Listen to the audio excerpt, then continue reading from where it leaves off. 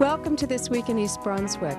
This week, the Human Relations Council of East Brunswick sponsored a special program on African American contributions to world culture and history.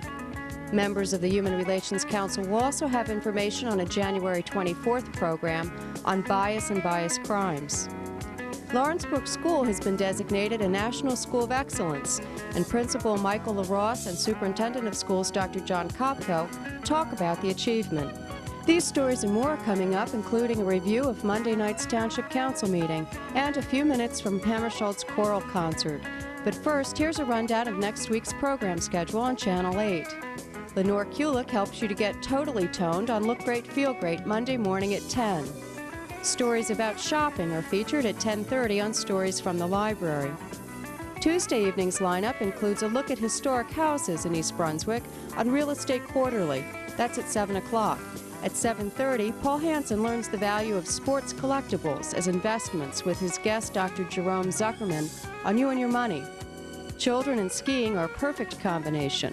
Judith Lebline finds out what you need to know when outfitting a child for the slopes.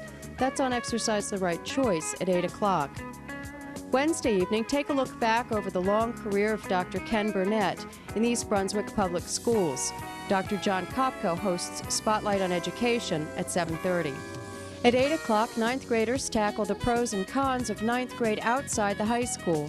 Fellow ninth grader Beth Nuzzo fills in as the host for Laura Ivan on 18, Growing Up in East Brunswick.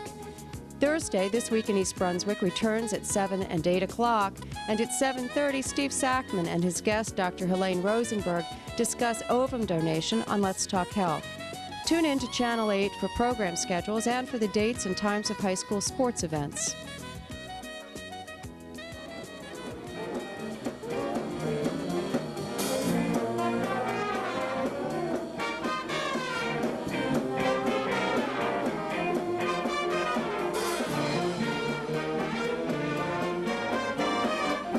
The East Brunswick Human Relations Council introduced a poster exhibit at the library on Sunday with a special program, Afro-American Contributions to World Culture and History. The program included music by the East Brunswick High School Jazz Band and readings from the works of famous African Americans by local students. Follow the drinking gourd, follow the drinking gourd. For the old man is waiting, for to carry you to freedom, if you follow the drinking gourd.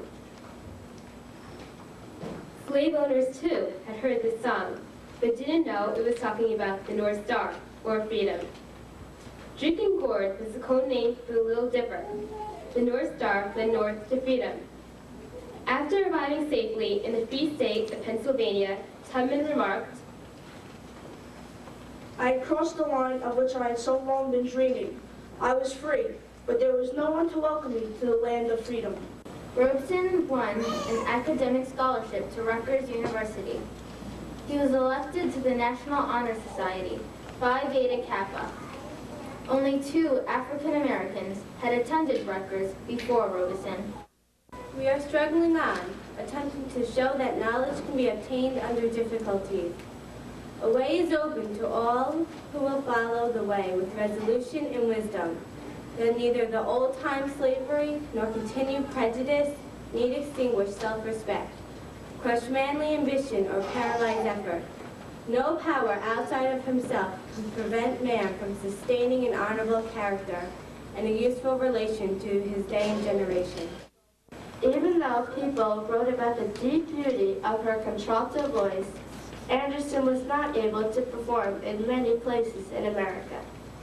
Sadly, she went to Europe where there were more opportunities to perform. One of the great glories of democracy is a right to protest for right. There will be no threats and intimidation.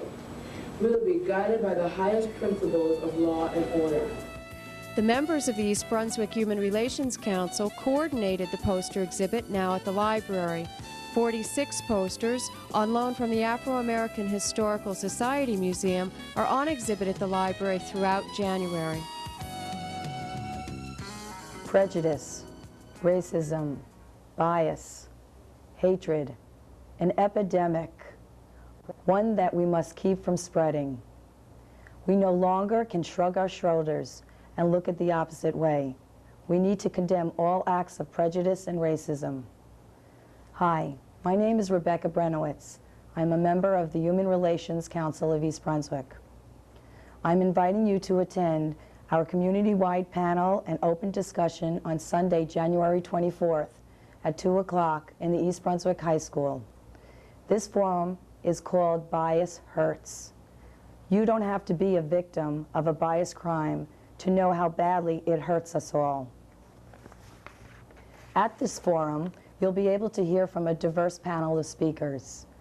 Let us learn more about what is a bias crime, how bias develops, why it hurts, and what might we as parents and educators do to better teach our children to live together, respecting each other's differences, and also, just as important, finding and acknowledging similarities between one another.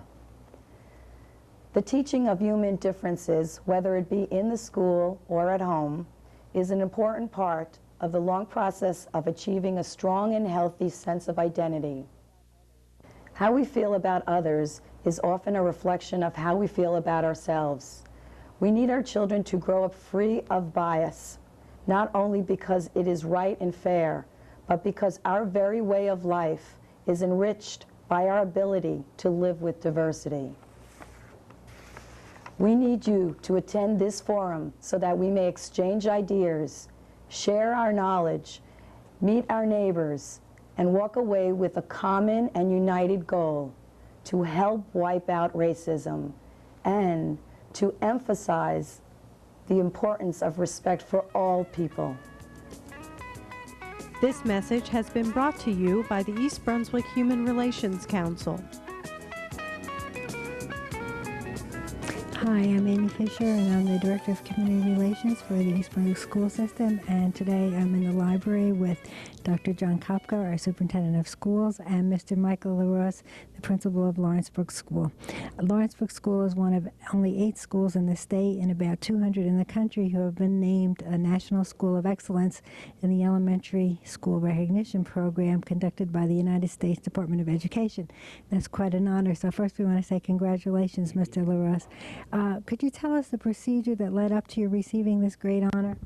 A rather rigorous evaluation, application rather, was completed by staff, myself, parents, area supervisors throughout the district, and that application was submitted to the Middlesex County Superintendent of Schools, then forwarded as one of 12 applications to the New Jersey Commissioner of Education. Those applications were then forwarded to the United States Department of Education, which set up several national panels to review those applications. There were 478 of those applications. The process that we were involved with went on in every state throughout the country.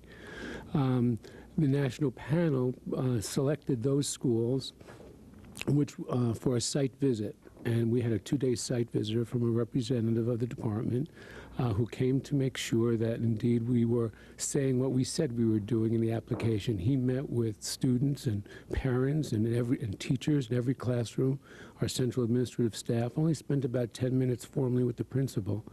He then wrote a report which went back to the national panel, and then we were informed that we were one of the schools to be nominated as a school of excellence. Well, after all that time, how did you feel about getting the award? Well, the reactions ranged from high fives to primal screams to hugs, and I think it can be fairly stated there's a high level of enthusiasm and excitement on the part of the students and the community as well as the faculty. That's great. Well, Dr. Kopko, what will be done in the district now to celebrate receiving this award? Well, Amy, there are several different activities that are being planned. Of course, first of all, our Board of Education will be adopting a resolution honoring both Mr. Laraus and his entire staff, and each of them will receive a commendation presented by the board. I know the Township Council and our mayor will also be adopting a resolution which they'll be presenting in the near future. And the Assembly and the Senate down in Trenton will be traveling to Trenton with some representatives from Lawrence Brook School to receive their recognition in Trenton as well. As you know, as a result of winning such a distinction, we will also be traveling to Washington, D.C., where the President of the United States will be hosting the actual recognition ceremony itself, where the flag of excellence will be presented. And upon receipt of that, when we return to the district, we'll be planning our own recognition ceremony for the entire community of Lawrence Brook and also for the entire community of East Brunswick. Well, it sounds like a lot of nice things that will happen. This is the third consecutive year that an East Brunswick school has received national recognition. To what do you attribute this truly phenomenal accomplishment? Well, I think perhaps the theme that was utilized in the Lawrence Brook application explains it all, which was cooperation is the key to success. And Lawrence Brook was just a perfect example of what we've seen in our other two schools. And I think in all of our schools in the district, I think what's happened at Lawrence Brook is a reflection of what's going on here at East Brunswick. Awful lot of cooperation between faculty, support staff, the principal of the building, Mr. Laraus, the other principals, parents, and obviously our students. We have really great children here in East Brunswick who just rise to the occasion, and they do it with lots of enthusiasm, and I think that's what makes the difference here. Well, great. Well, congratulations again to both of you. Well, all my friends drink. I mean, it's not like we get drunk or anything. I don't have the problem. You have the problem. No more drinking. Stop crying! I promise it's the last time. Get off my back! You've tried everything. Nothing's worked, but there is hope. Get through to us at the National Council on Alcoholism and Drug Dependence, and we'll help you get through to them. Just as we've helped thousands of others. Just don't give up. What's the matter? Don't you trust me? At Monday night's Township Council meeting, the council and members of the public spent several minutes discussing the bids and specifications on 2 tandem dump trucks that the township hoped to purchase. Questions surfaced about the specifications of the engines in the vehicles. Township Director of Public Works Mike Opalaski compared different engine options with warranty options. No, I believe you have to go through the entire document. We put an option in for 3 different warranties. And we had the right or the discretion to select what warranty we wanted, either 3 or 5 year or 7 year. We do that so we have the best bang for the dollar, so to speak, on what we're doing with the vehicles. The council voted to award the contract for 2 tandem dump trucks to Friedman Truck Center. In other council news, the council passed all 19 items on the consent agenda, including several appointments and reappointments to township committees and boards. The council also approved a resolution authorizing the proposed contract with new township business administrator Raymond Stone. A resolution appointing members to the Long Range Finance and Budget Advisory Committee was tabled to the next township council action meeting. Prejudice, racism, bias, hatred, an epidemic. We must stop it from spreading. We no longer can shrug our shoulders and look the opposite way. We need to condemn all acts of prejudice and racism. Hi, my name is Tyrone Glasgow. I am a member of the East Brunswick Human Relations Council. I am inviting you to attend our community-wide panel and open discussion on Sunday, January 24th in the East Brunswick High School at 2 p.m. This forum is called Bias Hurts. You don't have to be a victim of a biased crime to know how badly it hurts all of us. At this forum, you will hear from a diverse panel of speakers. Let us learn more about what a bias crime is, how bias develops, why it hurts, and what might we as parents and educators do to better teach our children to live together, respecting each other's differences, and also, as important, finding and acknowledging similarities. The teaching of human differences, whether it be in the home or school, is an important part of the long process of achieving a strong and healthy sense of identity. How we feel about others is often a reflection of how we feel about ourselves. We need our children to grow up free of bias, not only because it is right and fair, but because our very way of life is enriched by our ability to live with diversity. We need you to attend this forum so that we may exchange ideas, share our knowledge, meet our neighbors, and walk away with a common and united goal to help wipe out racism and to emphasize the importance of respect for all people. This message has been brought to you by the East Brunswick Human Relations Council. Hi, I'm Pete Haskell for This Week in East Brunswick, and joining us now is Phil Hossler, the head athletic trainer at East Brunswick High School, and Phil has recently been honored. The Eastern Athletic Trainers Association has awarded him as the Trainer of the Year for the district. Tell us a little bit about the award. Well, there are 10 districts across the nation. This particular award encompasses basically New York, New Jersey, Pennsylvania, Delaware. I guess the question is, athletic trainers on the high school level, what do you do? Does that mean you wrap ankles better than anybody else? Well, the individuals or the schools that have never had an athletic trainer on staff really don't understand what you can get for your money. The athletic trainer, the primary concern that we have is the prevention of athletic injuries rather than the follow-up or the treatment.